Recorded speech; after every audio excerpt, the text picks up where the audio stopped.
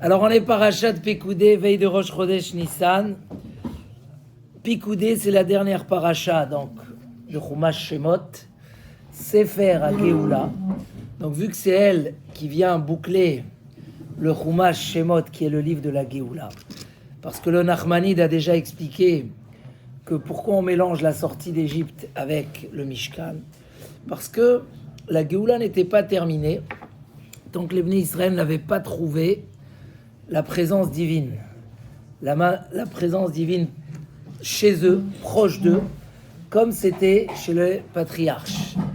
Donc, on commence par la Galoute, le livre de Shemot, on raconte la Géoula, on reçoit la Torah dans Parashat Yitro, et on construit le Mishkan dans Parashat Teruma, et là, les Bnei Israël sont devenus des gens vraiment libres, Géoulim. Et donc, le Sefer Shemot, c'est le livre de la Géoula. Donc, en finissant le Mishkan, c'est tout ce qui est raconté dans la paracha de cette semaine, c'est là où le clan Israël a eu vraiment, sont devenus des Avadim, qui sont devenus des Géoulim. Des gens qui ont eu vraiment Béné Chorin, ils sont arrivés. Tant si on s'arrêtait au Mont Sinaï, pas encore. Après, quand on s'arrête après le Mishkan, donc un homme, il est sorti de l'esclavage, il a été éduqué dans le désert, il a reçu les règles de la vie, la Torah. Mais ça ne suffit pas. Il y a encore quelque chose qui manque. Est-ce que Akadosh Baruch Hu est là, présent dans ta vie, chez toi à la maison? Donc le Mishkan, c'est la fin. Et là, être un homme, une vraie Géoula. Est-ce qu'on comprend bien ce Ramban? Ce Ramban, de dire que la vraie Géoula, c'est quoi la liberté? La liberté, ce que nous on appelle la liberté, c'est pouvoir faire ce qu'on a envie de faire. C'est de ne pas avoir quelqu'un sur la tête qui nous dit tu dois faire ça. Et là on nous dit qu'au contraire, la Géoula, c'est quand tu reçois une Torah, hein, tu as des lois, tu peux pas faire ce que tu veux, tu peux pas manger le matin avant la tfila, assour. Tu peux pas travailler le Shabbat. Hein? Tu peux pas te marier avec n'importe qui. Est-ce que... Et il dit le Ramban, c'est ça la Géoula. Et que tu es tout le temps sous la peur et la présence d'Hachem. Vous connaissez cette histoire de quelqu'un qui a été béni, qu'il ait la crainte du Shabbat. Et toute la semaine, c'était n'importe quoi. Et arrivé le Shabbat, il tombait dans une peur. Il était tout rouge. Tout. À un moment, il a dit, s'il te plaît, enlevez-moi cette bracha. Je peux plus, je suis pas au niveau. Alors, on va dire que c'est un niveau extraordinaire. Mais est-ce que c'est ça le nom de la liberté? Peut-être que c'est un niveau. Mais est-ce que c'est non? Est-ce que, par exemple, on va dire, waouh, Baba Saleh, il jeûnait toute la semaine. Quelle chance. Ça, c'est un homme libre. Pas besoin d'aller acheter des repas tous les midis. Pas besoin des croissants le matin. C'est pas de la liberté. C'est un niveau, mais est-ce que c'est de la liberté? Donc, comment on peut appeler que la vraie Géoula, c'est que dès que tu as Hachem chez toi à la maison, je peux appeler ça un niveau, mais est-ce que je peux appeler ça de la liberté? Il y a ici, avenue de Paris, toute une ligne de gens qui attendent à côté d'un magasin pour entrer. Et le Baal Habayit, il est là en train d'étudier. Est-ce qu'on peut appeler ça de la liberté, Rabotai? Il est libre. Pas besoin, il n'a pas d'engagement. Non, c'est une Sheila. La Sheila n'est pas sur le fond, parce qu'on sait tous que c'est un niveau extraordinaire. Mais est-ce que c'est ça la Géoula? Est-ce qu'on peut changer et déformer le mot de Ben Chorin? Nos Chachamim disent She'en lecha Ben Chorin Ela Misha Osek Batorah dans Pirkei Avot. Hein? Tu n'as pas un homme libre que celui qui étudie la Torah. C'est dur de transformer la notion de liberté. Le Maharal, il dit que quand on est sorti d'Égypte, on va fêter la sortie d'Égypte, un jour, on compte pas le Homer, le lendemain, on commence à compter le Homer. Pourquoi on commence à compter tout de suite le lendemain? Parce qu'il faut tout de suite rentrer dans le programme. Un jour pour remarquer que tu es libre, mais tu restes pas dans ce livre-là, parce que c'est pas ça le livre. Tout de suite, lendemain, tu commences à attendre de recevoir la Torah. Est-ce qu'on appelle ça de la liberté? Alors venez, on va voir ce qu'il dit le Baal HaTurim sur la paracha. Retiens bien le bien comme ça. C'est quand il te demande à la synagogue, combien de fois c'est marqué Ka'asher Tziva Hashem et Moshe? Il dit, on sait que dans Parashat Tetzavé, on n'a pas écrit le nom de Moshe Rabbeinu. Pourquoi on n'a pas écrit le nom de Moshe Rabbeinu? Hein?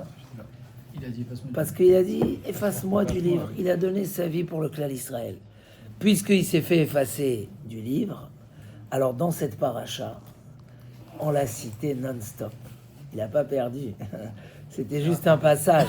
Il dit, Al-Kol Davar Vedavar. Sur chaque ustensile, c'est marqué, les Bnei Israël ont fait, comme ce que Dieu a ordonné Moshe. Irba le Azkiro.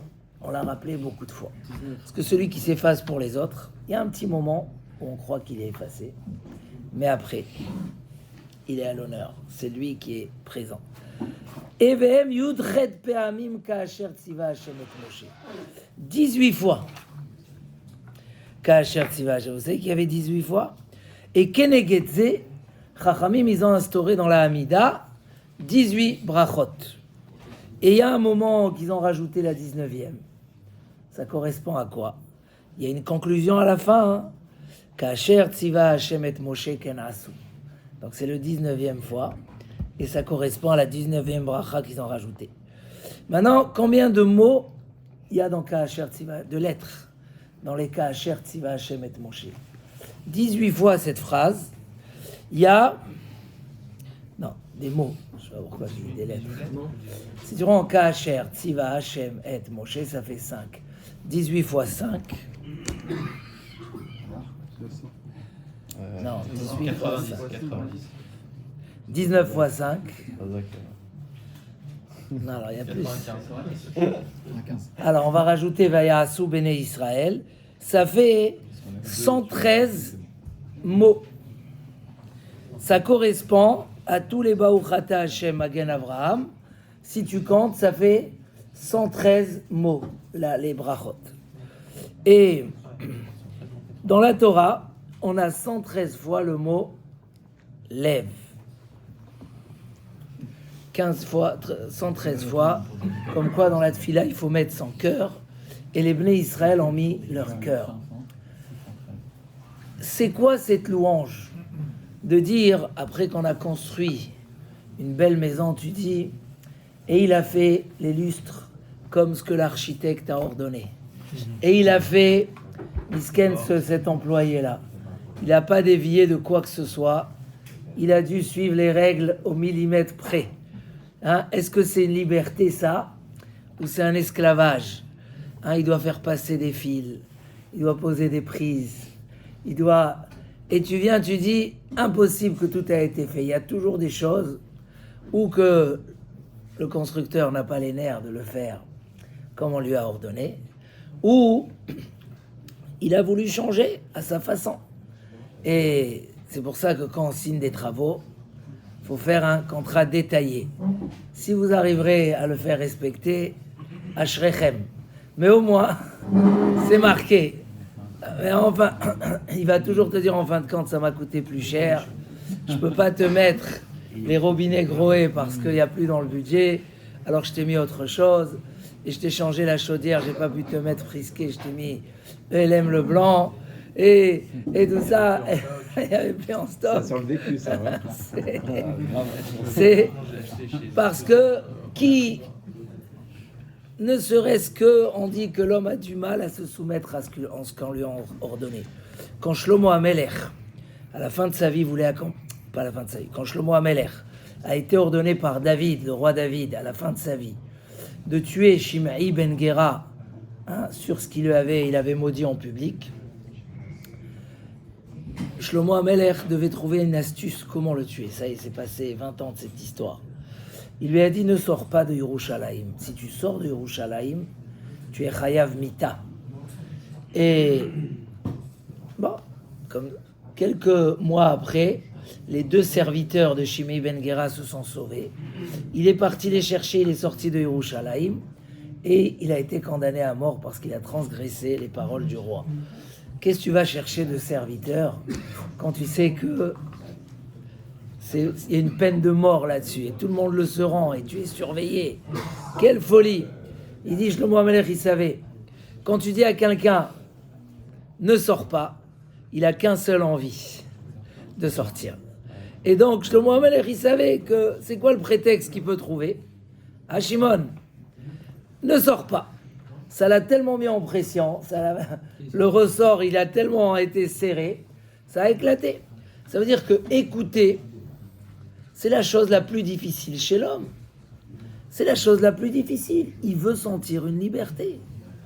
Et combien de gens, par exemple, je rencontre, ils sont très proches de devenir des vrais chômeurs Shabbat. Mais ils vont laisser malheureusement, entre guillemets, comme si 5% ils ne gardent pas. Parce qu'ils ne veulent pas rentrer dans l'engagement. Ils se disent, si je suis engagé et que demain je vais aller pitom à Deauville, ou si je suis engagé et que pitom je suis invité chez quelqu'un, comment je vais faire? Je ne peux pas. Alors non, je suis chômeur Shabbat parce que j'ai compris sa grandeur, mais 5% non. Comme ça laisse la porte ouverte. Mais nous, la Torah, elle est basée entièrement sur quoi? Sur l'écoute, sur le 100%, sur la porte fermée. Donc, est-ce qu'on est des gens libres ou on est des gens engagés? On est peut-être des gens engagés, mais est-ce qu'on est des gens libres? Et là, il y a un message extraordinaire qui ressort dans cette paracha. La vraie liberté, c'est pas de faire ce qu'on a envie. Pourquoi? Parce qu'il y a, Shimon, reste avec moi, il y a être et avoir. Avoir des choses n'est pas être cette chose-là. Un homme qui a, bli ayin hara, beaucoup de moyens financiers, mais qu'il est très radin, il profite de rien. Est-ce que tu l'appelles un homme riche ou tu dis c'est une fausse richesse? Il a de la richesse, mais il n'est pas riche parce que malheureusement, son caractère de radin ne le laisse pas s'offrir une petite montre ou se faire un petit plaisir. Donc, il y a avoir et il y a être. Un homme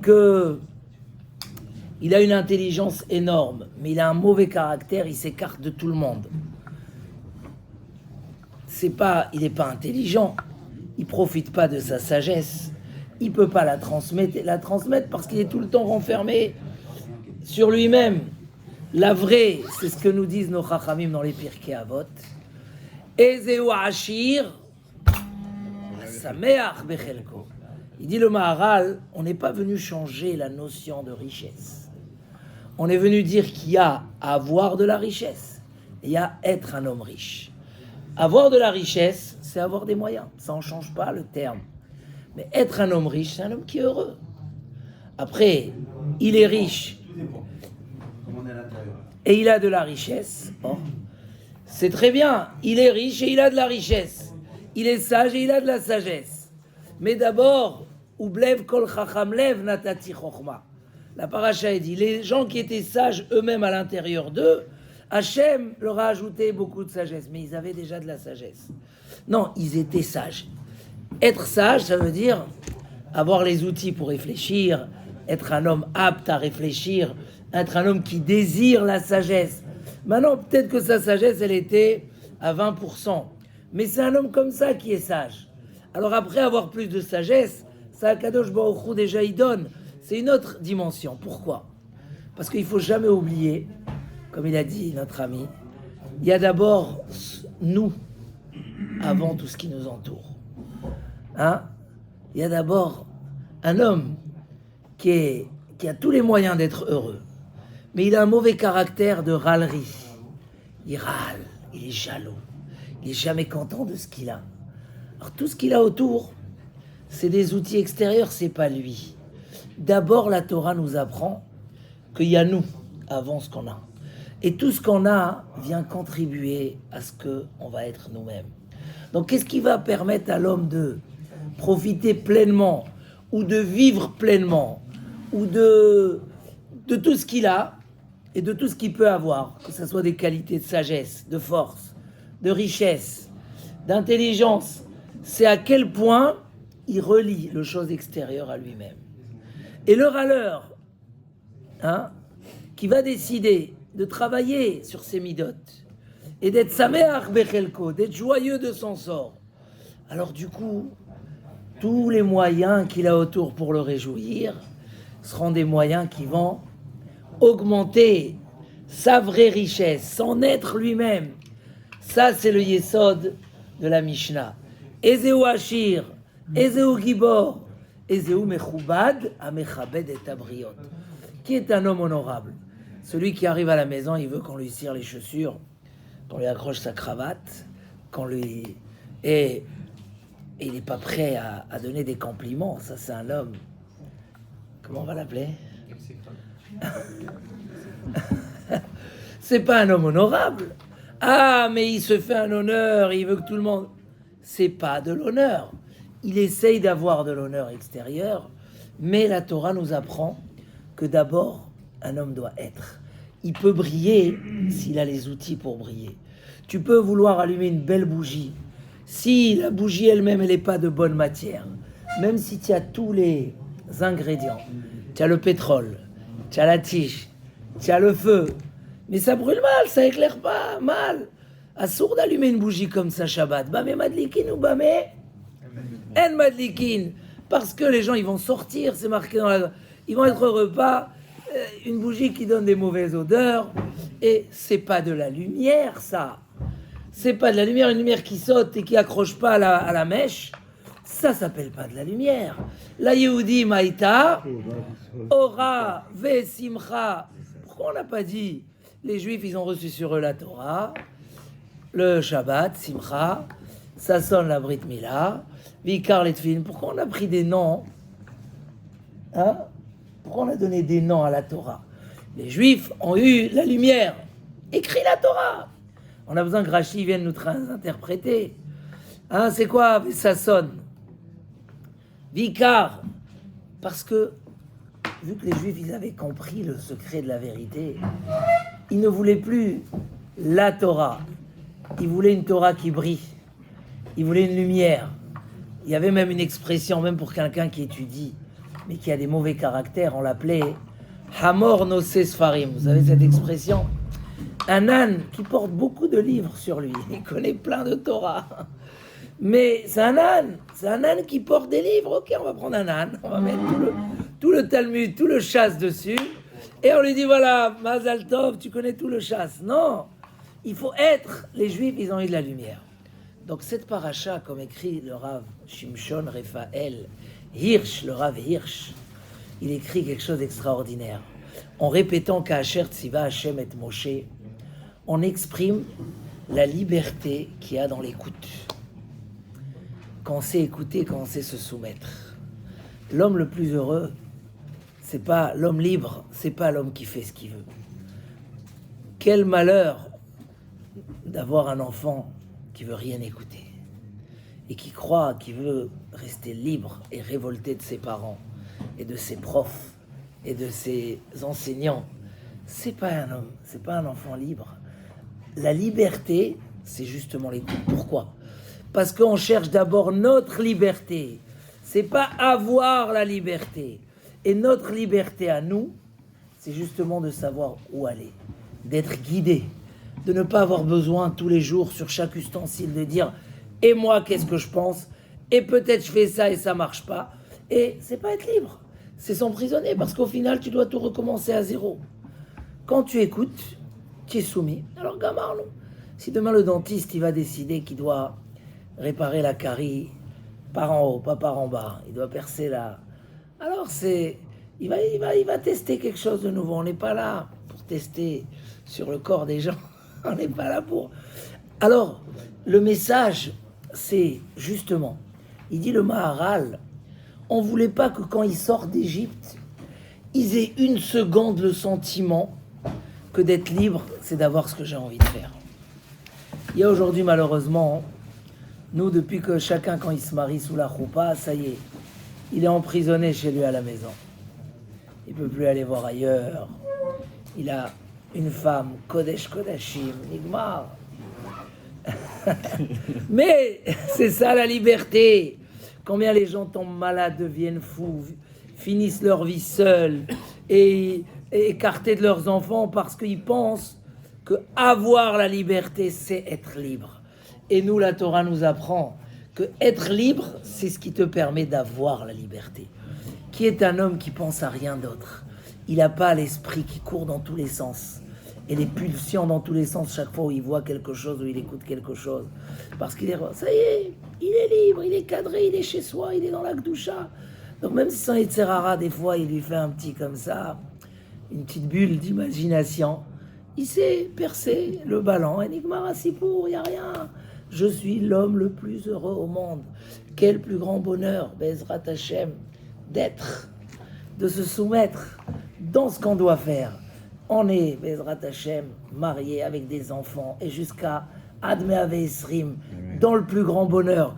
Mais pourquoi? Parce que c'est un yesod qu'il faut le comprendre. Le monde est malheureux.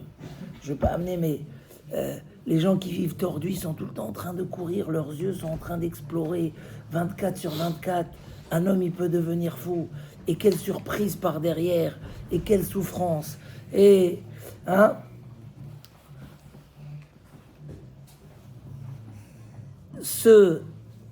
s'engager, se soumettre, c'est la liberté de l'écoute, la liberté du cadre. Le cadre te donne la plus belle liberté. Et nous-mêmes, on est témoins tous les jours quand on engage, nos enfants, quand on veut qu'ils soient cadrés, on ne veut pas les emprisonner. Ezeu, en lecha ben chorin, et la mishéosek batora. Donc combien qu'un homme, c'est ça le cas Asher Tziva Hashem et Moshe, que la Torah voulait dire, il voulait la Géoula, ils ont compris. Écoute Moshe Rabbeinu, le chemin il est tracé, tu es le plus heureux au monde. Tu as des gens, ils sont toute leur vie en train de chercher, c'est où le chemin? Où se trouve le chemin? Mais je t'ai dit, vas-y, c'est là. Il est là, Kacher Tziva, écoute un rave, un Selecha rave, prends un rave. Non, mais je veux pas que je veux pas suivre le rave, je veux moi-même savoir, pour être plus chacham, etc. Tu rentres dans de la souffrance, tu rentres dans des difficultés, le résultat c'est que la liberté elle est dehors, tu veux la prendre, mais vu que tu n'es pas un homme libre, alors tu ne peux pas trouver la liberté. Ezeu Ashir, Asameach Bechelko. D'abord, sois riche pour profiter de la richesse. Car si tu veux avoir la richesse extérieure et toi-même tu ne l'es pas, tu n'arriveras pas. Donc le lendemain de Pessah, on est sorti, ça y est, on n'est plus esclave de Paro, on est des gens libres. C'est quoi la liberté? Ayom Yom Echad la Omer. Voilà, on va recevoir un chemin de vie, un guide, on saura où aller, on saura quoi faire. On est emprisonné du Shabbat, mais Chaz Vechalila. Si on devait chaque fois décider à quelle heure on commence Shabbat, est-ce qu'on le fait cette semaine ou pas?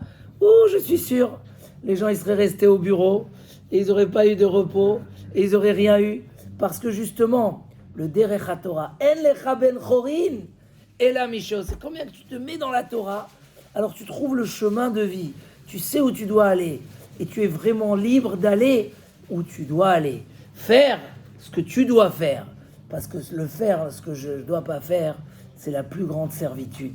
Et ça, c'est un yesod qu'il faut se le répéter. Pour ça, le livre de la Géoula se termine par la construction du Mishkan.